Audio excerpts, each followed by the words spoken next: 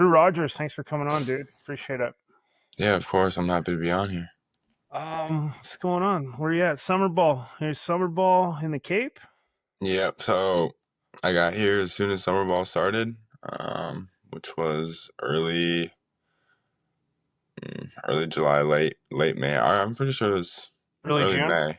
Yeah. And I was on the Brewster Whitecaps at first, and now I'm on the Wareham Gatemen. It's not really heard of to switch teams like that, but I saw that. I was doing a little googling, and tell me what happened there. yeah. So there's I was one of three catchers on the Brewster Whitecaps, Uh-huh. and a little before a quarter way through the summer ball. Coach Shevchek, the head coach on Brewster, came up to me and said, "There's an opportunity for Wareham, be able to catch a little bit more." So there was two catchers on Wareham, and one of them was leaving. Okay. And he knows the head coach at Wareham. They coached together at a um, college, Keystone College, and he was able to uh, just bring me up with the opportunity. It was my choice to be able to leave or not, and I made the decision to switch over to Wareham just to get more playing time, and I love it so far. I've been playing a bunch more, and all the coaches are awesome, and the guys are awesome, and I'm super happy I took that opportunity. I mean, the Cape's no joke, man. It's what a cool opportunity as a freshman too, right? As a freshman to come in. How many freshmen are in the Cape? There's a few on each team. Yeah. I mean, I think there's maybe three or four on my team, Okay. and I'm pretty sure that just carries on for each team here. So it's Any it's pretty sweet. any any incoming freshmen in the league? No, there's no incoming freshmen. No. It's all just college Yeah. freshmen, college sophomores Yeah. mainly. So You guys lose some guys to the draft or what? yeah, it's crazy what happens here. I mean, I think Wareham lost three or four guys to the draft, but a lot of people go home for the draft and end up not getting picked up, so they just stay at home. There's a bunch of people that just want to go home and they're tired and don't feel very good and they just want to go home. They talk with their college coaches, and Yeah. the college coaches ended up calling our head coaches here and it's like, can we get our player back? We don't want him to be up there for too long. You know, I It's crazy. I was the general manager of a team in the West Coast League, the Victoria Harbor Cats, and I coached on field. Tell you, there was one summer where I think I signed 92 contracts for players because whether it was arms, guys going home, guys having fake dentist appointments they had to fly back to New York for and couldn't come back.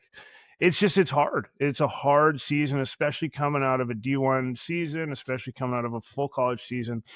I mean, shoot, especially as a freshman, going like, "Okay, holy cow, this is a lot. This is a lot." You know, tell me what that's like. Tell me what that's like going from high school. Obviously we talked probably last year. I think you just got done with the combine and we were getting ready. You were getting ready to go to Georgia Tech, and you just finished your first full year at Georgia Tech. What is that transition like? Well, how was that for you to go high school D1? I mean, it was an awesome transition. I think the best part of it was the transition itself. Uh-huh. It was just super fun. Yeah. Being able to get a group of guys like that together and being able to connect with them and be able to become super close with friends with pretty much every single one of the guys on our team. It Uh-huh. was a super cool experience. It was like a family almost. And I think that was the biggest thing for me for sure. And there's so many guys that are coming back this year. Uh-huh. So it's pretty cool to be able to stay playing with those guys and continue to build the connection and play for a championship. Because I mean, our team's going to be really good this year, Cool. and we can do some pretty cool things this year. So it's going to be a lot of fun. I can relate. I know what that feeling's like going from high school where you play ball, you love ball, you got your family, you got your buddies in high school, to college, and you get there and you go, oh man, this is pretty cool. And then within weeks, you know, you're like, wow, we're all a family. Like this is a real thing. We're together nonstop, and it's just a different friendship you have with people. Yeah. It's I mean, shoot, I'm 44, dude. I went to college in the late 90s, right? We're talking in the 1900s. um, and we still talk in a group chat every day. Yeah. Like that's the kind of relationship it brings, right? You're together so much. You're in college in a crazy time. So you get finished, you say you got this great group of dudes who are all coming back, you know. What does the portal look like? How does that affect your team mentally? Do you guys obviously you guys talk about it? There's talk about it. I know you're only going to share what you can share. There's obviously Mhm. people who do things, but what does that do to the chemistry with the portal, with all that, with all the craziness going on? Yeah. I think like hitting wise on our team, I think I'm pretty sure we only picked up 3 new hitting guys because Okay. we had so many guys come back. Good. So on a hitting side, it doesn't change much. So there's 2 guys that are coming to Georgia Tech that are actually here on the Cape, Good. and all of our Georgia Tech guys, I've already met them and talked with them and hung out with them. Okay. Like that's the group of guys that we have right now. Like we wanna like build our connections together because we're gonna be ending up playing for a championship. Like we need to be able to um, do that together. So I mean, that's kind of the group of guys we have. So the portal doesn't really affect our team too much because we do everything we can to have those guys be a part of the team. Yeah. And I think pitching wise, we have a few guys that came in as well, and same type of thing. There was one guy that um, played with me on the Brewster Whitecaps who ended up transferring to Georgia Tech, and I caught him in game, and I caught his bullpen, so I'm already like super close with him. It's just super cool to be able to do that and um, meet new guys, and it's just going to make our team that much better. Just if they're coming to Georgia Tech, and I'm just here to welcome them with open arms. So. Do you find you took a leadership position right away as a catcher, even as a freshman? Like, did you step into that role? I mean, I know, for anybody listening to this or watching this, your dad's a mental performance coach. Is your brother done at Michigan now? Yeah, he's done. He graduated from Michigan.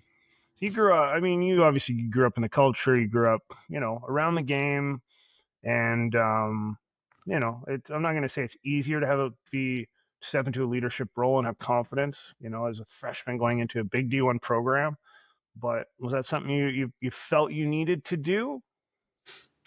Um, I think it was hard for me at first just to kind of get a feel for things. I kind of treated it a lot like coming in as a freshman in high school. I feel like I was kind of um, there to bring energy. I didn't. I think I had a pretty important role. I think my biggest role was just trying to be the best teammate I could be as a freshman. That would help me a lot going into my sophomore year. Um, and this year, I think the best thing that happened to me was becoming a sophomore Mm, after being a freshman. And Coach Strickland at Georgia Tech told me the same thing, and I didn't realize how strong those words were when he said it. Because there's so many things you're experiencing as a freshman, so many new things, and now becoming a sophomore that I know all those things. It's yeah. super eye opening. Those words, and I think just the experience I had as a freshman of not playing as much as I wanted to and going through all those failures, it's gonna help me so much going into my sophomore year. What's a what's a game or a moment or a stretch that kind of, if you had one, maybe knocked you down mentally, and how did you? I know you have a father as a mental performance coach, so how did you respond to some failure this year at the Division 1 level? Yeah, so there was a big stretch where I didn't play for about 2 months. Mm, I didn't. I So Virginia Tech was my last ACC series I played in during okay. the stretch. So it was at the very beginning of the year, pretty much after like 2 or 3 ACC weekends. Um, and then I stopped playing against Virginia Tech on a Saturday, I believe. Um, I wasn't feeling that good. I had some sickness going on, so that kind of like let's just have him rest a little bit, make sure he's good to come back. Um, and I wasn't playing very good at the time, so they just decided to sit me. 'Cause I mean, I wasn't playing that good, and I was sick and whatnot. So Can I yeah, ask you? Can I ask you, Drew? What is not playing that good in your mind? What does that mean? What is that like? How do you describe not playing good? yeah. I mean, I was striking out a good bit, and I mean, um, I was just struggling handling everything. I think Uh huh. with catching wise, like I was kind of sped up, if you'd say, like just struggling to keep up with all the other guys. And the coaches wanted to give other guys opportunities, um, which made complete sense. And then, yeah, I mean, I didn't play for 2 months, and I just had to work A on long time. Wednesdays when we had Oh, live at bats and yeah. whatnot, like in the batting cages. I would get put in, I don't know, group four is what you'd call it, like the guys that weren't really playing as Yep. much. They'd go and hit together. Mhm. And I mean, I just took advantage of every single opportunity. I was the first one in the cages while Group Three was going on. Um, like I was the first one there. I was the last one to leave. I mean, it was hard. Like there was days where like I'd cry like right when I got there, and no one would see it. That's just how bad I wanted it. And then I was able to get back. I was playing, maybe get one at bat midweeks, catch a tiny bit here and there at the end of games. But Western Carolina was my first series back, um, and I ended up going 3 for 3 um, with a double or two doubles and a triple. And I never left the lineup after that game. So Um, there's one guy that ended up getting hurt, or he was sick that day, so I was able to get a chance to DH. Or maybe he was catch. I can't remember what I think I was catching. And then our other catcher was playing third base and whatnot. So I got the opportunity to play, and I took advantage of it. yeah. I mean, I was super prepared, had a plan going in, and I just stuck with it. And yeah, the rest is history, I guess.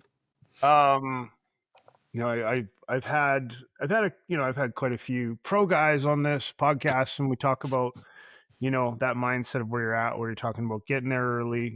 The struggles the struggles that come with it, and in a sense, I think you could probably relate.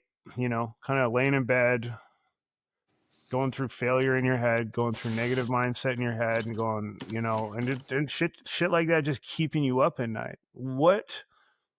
Tell me about your resources. Tell me, obviously, I'm sure you talked to your dad. I'm sure you talked to your brother.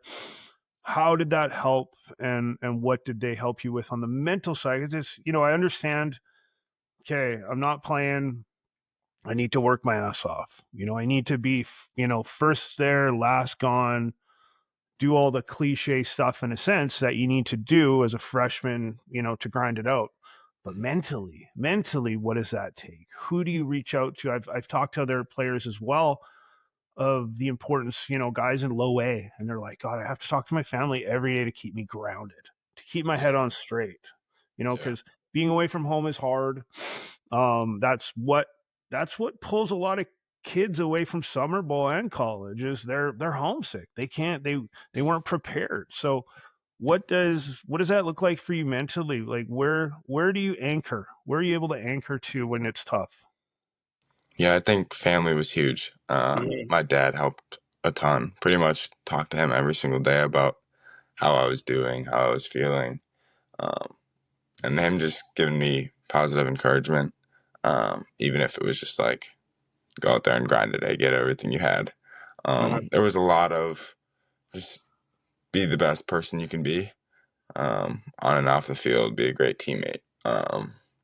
It was hard, like being the great teammate. Um, being a good teammate was super hard. Like some days I feel more selfish. Like Yeah. I didn't want to do things for other people. I just want to do things for myself because I mean I'm not playing. I need to do everything I can. Like I didn't want to pick up balls one day or anything like that. But I knew that being a good teammate would pay off in the future, and I could look back on, okay, I didn't play here, but I was still a really good teammate, and I'm proud I did that. So there's a lot of that. And then Coach Strickland at Georgia Tech, he wasn't officially a coach. He was, I'm pretty sure the tag or name on it was director of operations. So he would um, like kind of get all the food together for us and set up the field and kind of do all the back end work. So he wasn't officially a coach yet.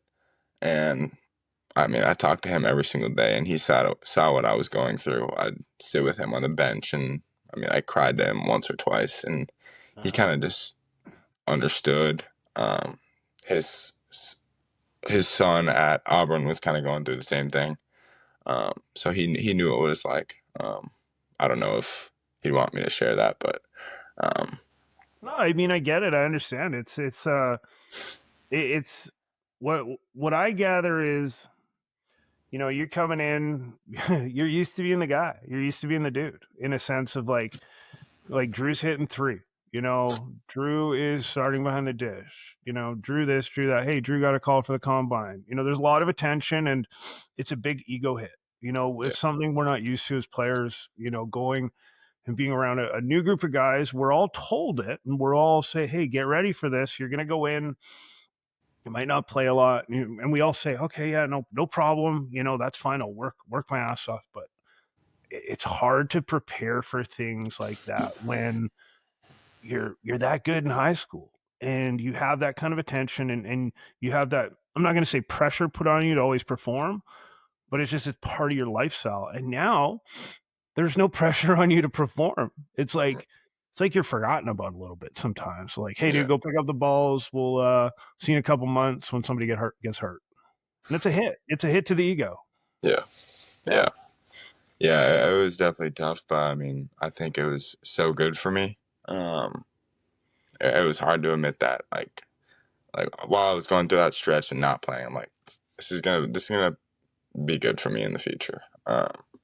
It was hard to admit that, but I'm really glad it it's happened. it's it's hard to it's hard. It's kind of that concept of being so close to the elephant that you can't see it, in a sense. Like, Yeah, you can't really see the big picture because you're so in it and you're so in your own head about it. But as you're sitting in the Cape right now. You got that first year under your belt. You're going back. That there is actually a plan for you. There is actually process for you. What you went through was probably calculated in a sense by the coaches. Like, let's get that kid some, let's sit him down. Let's struggle, see him struggle, because we all, we need to see guys struggle, and we do need to feel the struggle. So, congrats on that, for getting through that, and having the mental strength to do that. Let me ask you one thing though. Last time we spoke, you talked a lot about journaling and writing things down. yeah. You must have filled up some journals, dude. I mean, there wasn't a lot of um, like on the field journals Yeah. because I wasn't playing. Like No. it was Yeah. more the journal that I had sitting in my room morning and nights. I mean, that was the biggest help for me for sure. Is just writing down the things that I'm grateful for, the things that I can work on, the things that I can do better, like what I want to focus on today. Those were the three main things: is what I'm grateful for, what I want to focus on, what I want to work on. Uh-huh. And I did that every single morning and night. And I had a mantra that I'd write down in the mornings. Um, let me see if I can pull it out. I have it right here. Yeah. Uh, It's got it there. let's see. I called it my morning mantra. Right here, it would say,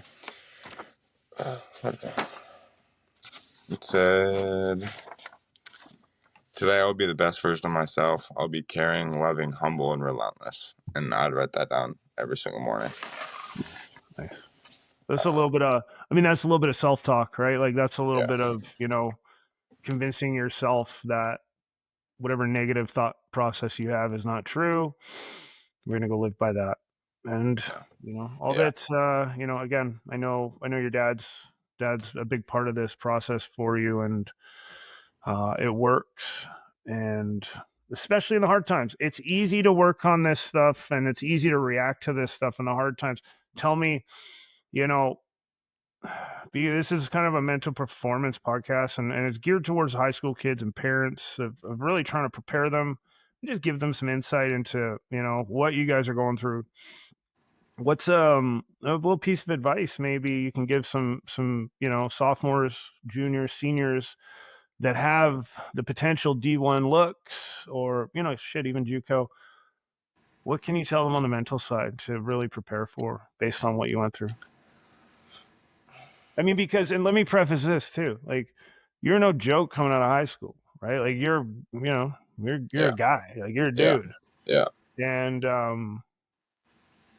it's like you had some real opportunities. We're talking combine, we're talking, real good opportunities here. So, expectations for you were a little different than, some kids coming out of Canada who are looking to go to North Dakota to play junior college baseball, but mindset wise, it can still be all the same. So, Yeah. yeah, if you don't mind sharing that. Um, yeah. I mean, the biggest thing I'd say is I think being present is huge. You can go back and look at past successes or failures that's going on, and you can get caught up in all that stuff. So I think being present is huge.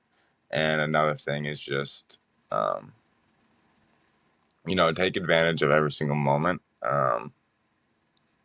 Be there early and stay there late, and just be the best version of yourself every single day. And you look back and you'll have no regrets if you do that every single day. Yeah. And I think it'll pay off if you do that. What does it take for you? I know we can only really talk about our own experiences. What does the work look like physically for you? To give a little insight to some kids here. I have a good idea. Again, a little different. When I went to college, things weren't as organized. But the work is the work, right? It's Yeah. it's a lot. It's the weight room. It's the field. It's obviously. I think you guys have. You guys are only allowed to be on field so much, time wise. But what does the work look like for you? If you don't mind breaking down, is it early mornings with Yeah. school, etc.? Like, how hard is that? Yeah. Yeah. It's difficult. It's definitely something you get used to once you're doing it. But in the fall, we'd have our early morning workouts at 6 a.m. Everyone would be there, all the pitchers and everything. And we'd work out together at 6 a.m. and we'd start off by um, running on the football field. We'd run stadium, so we'd run up the bleachers and run back down, and all that was right before our massive lift that we were about to do.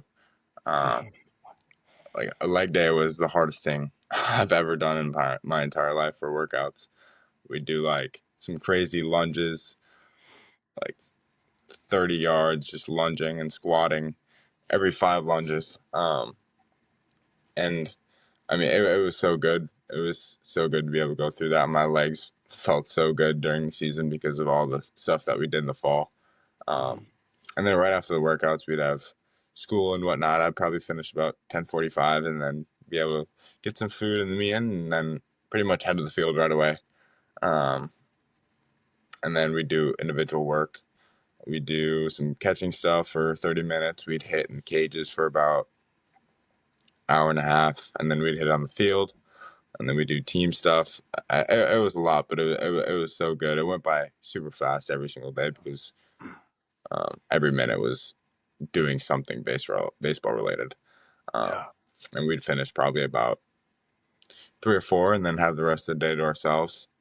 Usually, I'd do some yoga or some stretching or something like that. I had a little portable sauna in my room. I'd go in there, Nice, dude. just taking advantage of the nights just to recover and stuff for the next day. But it was all super worth it for the spring. My body felt the best it's ever felt. So Yeah. So big, was that I'm not gonna say was that a shock, but was that like, okay, wow, this is it. This is what it's really like. yeah, yeah, Yeah. Yeah, because definitely. it's It hard. definitely was It's fun. hard to replicate that on your own. When you're in the gym lifting in high school, and you got some knuckleheads around you, Yeah, and there's shit going on with friends, and it's like, hey, we're going here tonight, and we're gonna go watch this, and blah blah blah blah blah. But when you're so focused as an organization, and shoot, man, you guys see the football team training too, so it's like, yeah, God, look at those guys. It yeah, is a full on. When we talk about 6 a.m. lifts, not that's not always just for the time. That's for the culture. That's to yeah, bring the boys together. 100%. Yeah. Yeah. So We also had 5 a.m. conditionings, yeah. um, closer to season. We'd have Hmm. those twice a week. Um, Everyone would do those on our indoor practice football facility. Yeah. And those weren't just for conditioning; those were just to get after it with the guys and Yeah. fail and just do it all together. And um, Well, you'll it's see kind of guys. it's kind of like the swamp. That Netflix documentary where you see Tebow and the boys coming in at midnight to lift as a team. Like that Yeah, is culture building, yeah, right? Like that's what that's all about. and just being there and picking up the other guys that are on the sidelines, like just having their hands on their knees and going to grab them and bring them back over to what we were doing. I think that's the biggest. That was the biggest help during those conditioning segments. So you guys Omaha or bus this year or what? Yeah, I mean, our team is going to be stacked. I think we definitely have a really good chance of doing that, and we have a great culture too that we've built. Uh-huh. I'm super excited to get back. I can't wait. It's gonna be Cool, so man. much Well, fun. I'm excited for you. I'm excited for you. Thanks. Again, thanks so much for taking the time this morning, man. We're gonna wrap it up here. I always end with the one question is, what does surrender the outcome mean to you, Drew? Just taking full advantage of the process. Uh-huh. The outcome doesn't matter if you're not tied into the process. So you got to stay in the moment, like I said earlier, Yeah. and Yeah. the outcome will come. Um, I think you see the outcome as a goal, and then um, the goal is how you build your process, and the process is the most important thing. Yeah. Agreed. Agreed. Any last little, high school kid listening right now, struggling mentally, you know, thinking about, God, this is too hard. I don't know if I can do this. Any tips to him right now? Just go out there and have some fun. Be there with your guys and be the best version of yourself every single day, and the rest will take care of itself. I mean, if you've said that a couple times, be the best version of yourself. And that doesn't mean just be a baseball player. That means be the best version of you that you can be, like on the field, On and off the off the field. field. Yeah. Yeah, yeah. The identity a lot of us carry, needs to be off the field as well. So, um, I lost your video there. You good? Yeah. There's still. There There you we go. go. Yeah. Anyway, we're wrapping up anyway. So it looks like you're probably at a host family. Yeah. Super, They super nice house family. Super nice house. It's been awesome. can get you some good breakfast this morning or what? About to. Yeah. About Yeah. to. Hell yeah. You guys played tonight? Yeah. We play tonight against. I'm not sure what team we play against. We play six times this week, 6 days this week. So It doesn't stop. I mean, that's one thing about summer ball. It's kind of like a pro ball experience. Like I know in the West Coast League, like shoot, we played like 80 games in 92 days. It was yeah, you lose it was track of the days here. Yep. It's good, but Yeah. Yeah. yeah. Yeah. It's a lot. Okay. Well, have a great day, man. I'm just gonna when I hit stop, I'm gonna keep you on here for a sec Okay. just to make sure it uploads. But yeah, thanks again Sounds for good. coming on, bro. Okay. Yeah, of course. Thank you so much for having me.